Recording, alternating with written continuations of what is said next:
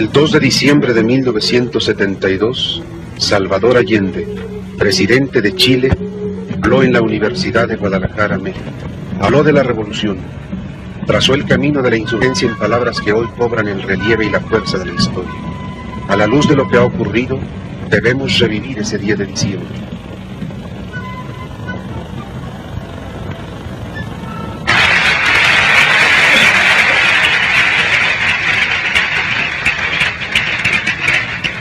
¡Viva México! ¡Viva Chile! ¡Viva Latinoamérica unida!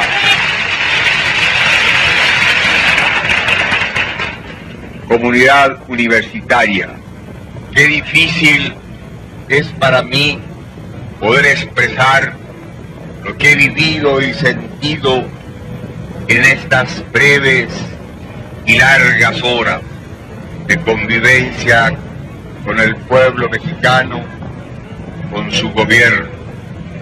Cómo poder traducir lo que nosotros, integrantes de la delegación de nuestra patria, hemos recibido en generosa entrega y como aporte solidario a nuestro pueblo en la dura lucha en que está empeñado. ¿Qué puede significar más estar junto a la juventud y sentir como ella late y presurosamente con una clara conciencia revolucionaria y antiimperialista? Porque fui dirigente estudiantil y porque fui expulsado de la universidad, puedo hablarle a los universitarios.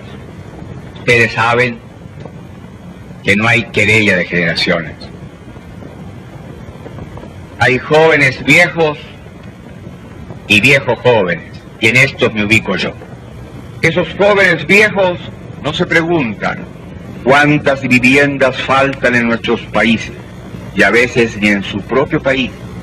Hay muchos médicos que no comprenden que la salud se compra, y que hay miles y miles y miles de hombres y mujeres en América Latina que no pueden comprar la salud, que no pueden ir a sus consultorios, y son pocos los que luchan porque se estructuren los organismos estatales para llevar la salud ampliamente al pueblo.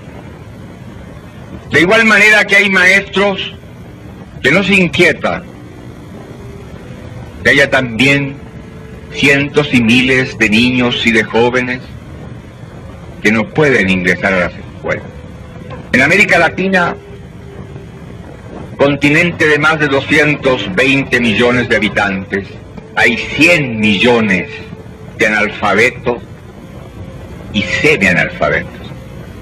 En este continente hay más de 30 millones de cesantes absolutos y la cifra se eleva por sobre 60 millones, tomando en consideración aquellos que tienen trabajos ocasionales. El 53% de la población se alimenta en condiciones por debajo de lo normal. En América Latina faltan más de 28 millones de viviendas. En estas circunstancias cabe preguntarse, ¿cuál es el destino de la juventud? Porque este continente es un continente joven. El 51% de la población de América Latina está por debajo de los 27 años. Si hoy tenemos las cifras que aquí he recordado, ¿qué va a ocurrir si las cosas no cambian? Cuando seamos 360 o 600 millones de habitantes. Pero si ningún gobierno de este continente democrático, y lo hay pocos, pseudo-democráticos, hay más. Dictatoriales también los hay.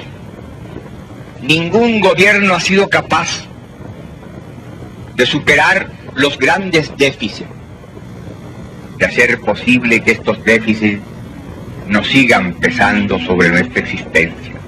¿Por qué sucede esto? Porque somos países monoproductores en la inmensa mayoría. Somos los países del cacao, del banano, del café, del estaño, del petróleo o del cobre. Somos países productores de materias primas e importadores de artículos manufacturados. Vendemos barato y compramos caro. Somos países en donde el gran capital financiero busca y encuentra, por la complacencia culpable muchas veces de gentes que no quieren entender su deber patriótico, la posibilidad de obtener grandes utilidades. En nuestras tierras somos países que no aprovechamos los excedentes de nuestra producción. En la última década, no puedo exactamente decir si del 50 al 60 o del 56 al 66, América Latina exportó mucho más capitales que los que ingresaron a ella. De esta manera se ha ido produciendo una realidad que es común en la inmensa mayoría de todos nuestros pueblos. Somos países ricos potencialmente y vivimos como pobres. Para poder seguir viviendo, pedimos prestado. Pero al mismo tiempo somos países exportadores de capitales. Paradoja típica del régimen y del sistema capitalista. Cuando la deuda de los países del tercer mundo alcanza a la fantástica cifra de 95.000 millones de dólares, cuando mi país, que es el segundo productor de cobre en el mundo y tiene las más grandes reservas de cobre del mundo y tiene la más grande mina de tajo abierto del mundo y la más grande mina subterránea del mundo, de Camata y el Teniente, cuando mi país se ha visto obligado a endeudarse con una deuda externa, 420 millones de dólares, que significan más del 30% del presupuesto de ingresos, uno puede colegir que es imposible que pueda esto seguir. Que tenemos un presupuesto de divisa superior a muchos países latinoamericanos, que tenemos una extensión de tierra que podría alimentar y debería alimentar a 20 o a 25 millones de habitantes. Desde que estamos en el gobierno popular tenemos que importar más alimentos, porque tenemos conciencia que aún importando como lo hicieron los gobiernos anteriores, 200 millones de dólares al año, en Chile el 48% de la población se alimentaba por debajo de lo normal. Y aquí, en esta casa de hermanos, yo que soy médico, que he sido profesor de medicina social, puedo dar una cifra que no me avergüenza, pero que sí me duele. En mi patria, porque hay estadísticas y no las ocultamos, hay 600.000 niños que tienen un desarrollo mental por debajo de lo normal. Si acaso un niño en los primeros 8 meses de su vida no recibe la proteína necesaria para su desarrollo corporal y cerebral, se va a desarrollar en forma diferente al niño que pudo tenerla y que lógicamente es casi siempre el hijo de un sector minoritario, de un sector poderoso económicamente. Si a ese niño que no recibió la proteína suficiente, después de los 8 meses se le da, puede recuperar y normalizar su desarrollo corporal, pero no puede alcanzar el desarrollo normal de su cerebro. ¿Y cuántas son las madres proletarias que no pueden amamantar a sus hijos cuando nosotros los médicos sabemos que el mejor alimento es la leche de la madre? Y no lo pueden hacer porque viven en las poblaciones marginales, porque sus compañeros están cesantes, porque ellas reciben su alimento y que como madres están castigadas en su propia vida y lo que es más injusto, en la vida de sus propios hijos. Nosotros tenemos que entender que cuando hablamos de una universidad comprometida, estamos hablando de una universidad que entienda que para que termine esta realidad brutal se requiere un profesional comprometido con el cambio social. Se requiere un profesional que no se sienta un ser superior porque sus padres tuvieron el dinero suficiente para que él ingresara a la universidad. Se necesitan profesionales que no busquen engordar en los puestos públicos, en las capitales de nuestras patrias.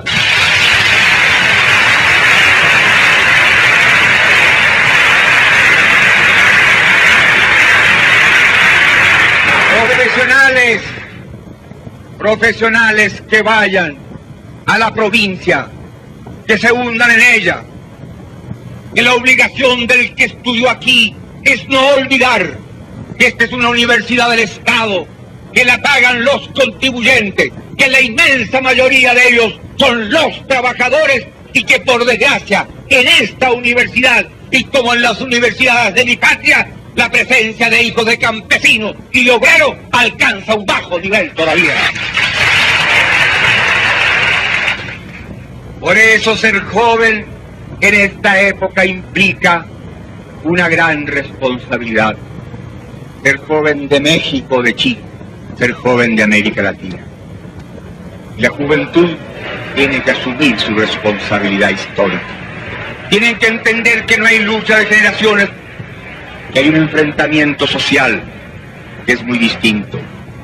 Y si es estudiante, darse cuenta que hay otros jóvenes que como él tienen los mismos años, pero que no son estudiantes.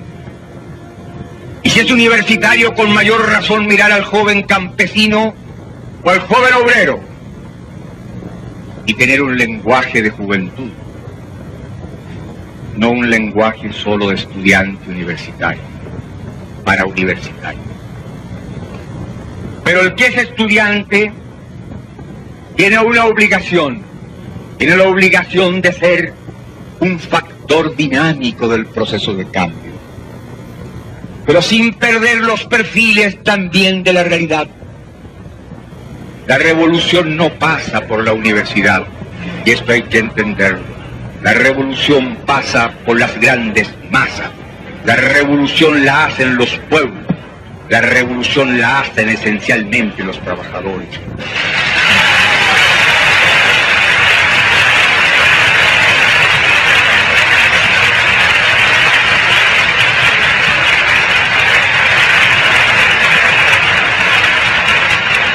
Allá luchamos por los cambios dentro de los marcos de la democracia burguesa, con dificultades mucho mayores, en un país donde los poderes de Estado son independientes. El poder judicial es autónomo y el Código Civil de mi patria tiene 100 años. Pero indiscutiblemente hay que pensar que esas leyes representaban otra época y otra realidad. No fueron leyes hechas por los trabajadores que estamos en el gobierno. Fueron hechas por los sectores de la burguesía que tenían el ejecutivo, el poder económico y que eran mayoría en el Congreso Nacional. Sin embargo, la realidad de Chile nos llevó a los dirigentes políticos a entender que en Chile no teníamos otro camino, el camino de la lucha electoral. Y ganamos por ese camino, que muchos no compartían, con la asimilación un poco equivocada de la divulgación de tácticas de la lucha guerrillera o del ejército popular. Soy amigo de Cuba. Soy amigo hace 10 años de Fidel Castro.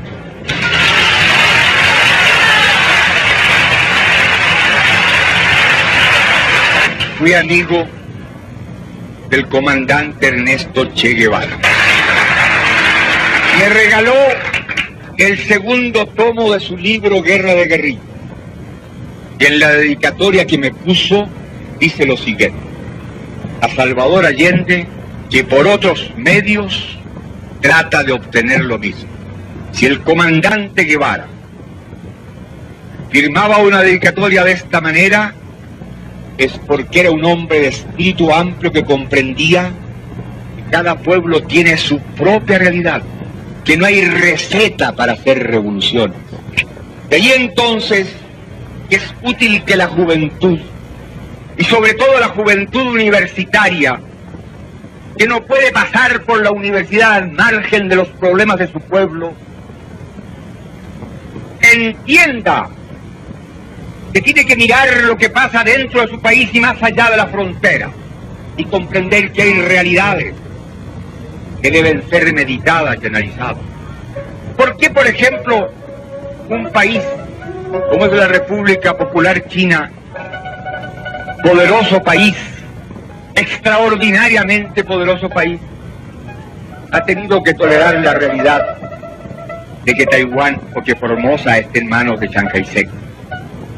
¿Es que acaso la República Popular China no tiene los elementos bélicos, por así decirlo, pues, suficientemente poderosos para haber en 2 minutos recuperado Taiwán?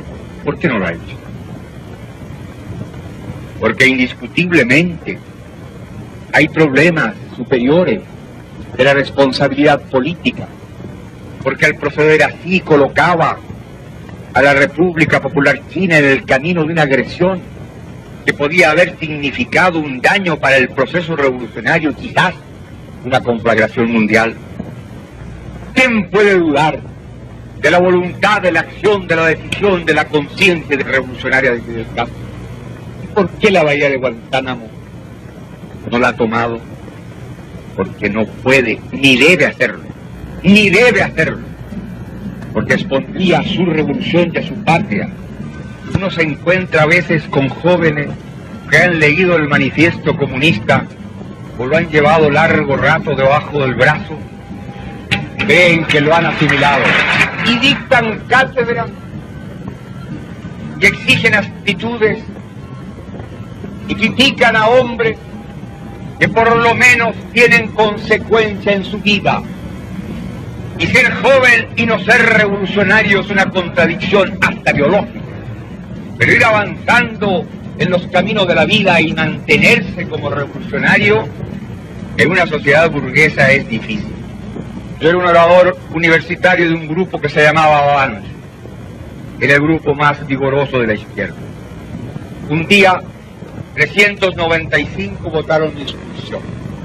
De los 400 fueron los que se han muerto, y por suerte no son muchos, solo 2 quedamos en la lucha social. Los demás tienen depósitos bancarios, algunos en el extranjero, tuvieron latifundio, se los expropiamos, tenían acciones en los bancos, también se los nacionalizamos, y los monopolios les pasó lo mismo, pero en el hecho 2 hemos quedado. También me echaron por reaccionario, pero los trabajadores de mi patria me llaman el compañero presidente. Por eso, el dogmatismo, el sectarismo, debe ser combatido. El estudiante universitario que tiene una postura doctrinaria y política tiene fundamentalmente que no olvidarse que precisamente la revolución necesita a los técnicos y los profesionales. Lenin dijo que un profesional, un técnico, valía por 10 comunistas. Yo digo que por 50.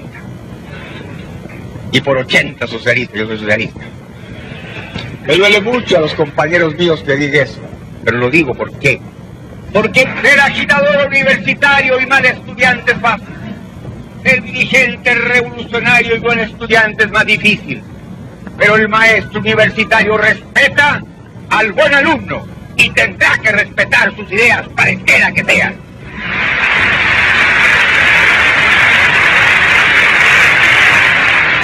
Por eso es que la juventud en el mundo contemporáneo y sobre todo la juventud de Latinoamérica tiene una obligación contraída con la historia, con su pueblo, con el pasado de su patria.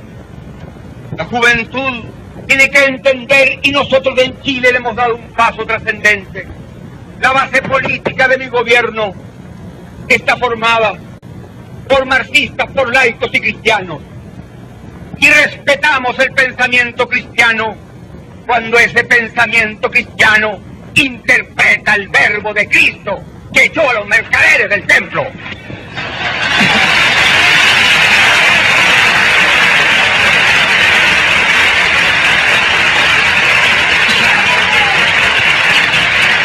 Los marxistas conjugamos una misma actitud y un mismo lenguaje frente a los problemas esenciales del pueblo.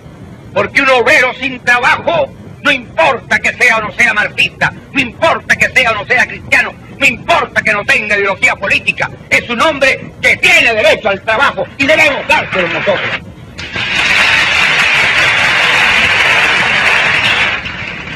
¿Cuántos son los miles de jóvenes que egresados de los politécnicos o las universidades no encuentran trabajo? Para América Latina se necesitaban cerca de 6 millones de nuevas ocupaciones.